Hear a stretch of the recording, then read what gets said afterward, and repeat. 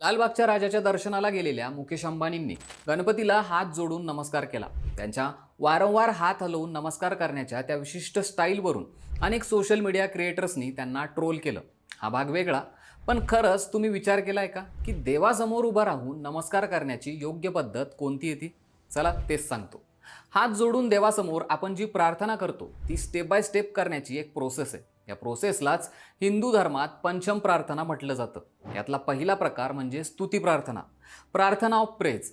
या प्रकारच्या प्रार्थनेत देवाविषयी आदर किंवा भक्ती व्यक्त करण्यासाठी देवाचे गुण, महानता आणि शक्ती यांची स्तुती केली जाते. उदाहरणार्थ, देवाच्या विविध नावांचा जप करणं, स्तोत्र म्हणणं वगैरे. दुसरी असते कृतज्ञता प्रार्थना, प्रार्थना ऑफ थँक्सगिव्हिंग. या प्रार्थनेत देवाने आपल्याला दिलेल्या सगळ्या चांगल्या गोष्टी जसं की आरोग्य, कुटुंब, अन्न, इतर सुखसोयी यासाठी देवाचे आभार मानायचे असतात. तिसरी असते याचना प्रार्थना, प्रार्थना ऑफ पिटिशन. यात आपल्या गरजा आणि इच्छा पूर्ण करण्यासाठी देवाला विनंती केली जाते. उदाहरणार्थ, देवा माझ्या कुटुंबाचं रक्षण कर, देवा मला परीक्षेत यश मिळू दे, असं म्हटलं जातं. ही एकमेव प्रार्थना आहे की जी आपण कायमच देवासमोर उभा राहून करतो, कारण आपण कायमच त्याच्याकडे काहीतरी मागण्यासाठी हात जोडतो. चौथी असते ती पश्चाताप प्रार्थना, प्रार्थना ऑफ कन्फेक्शन.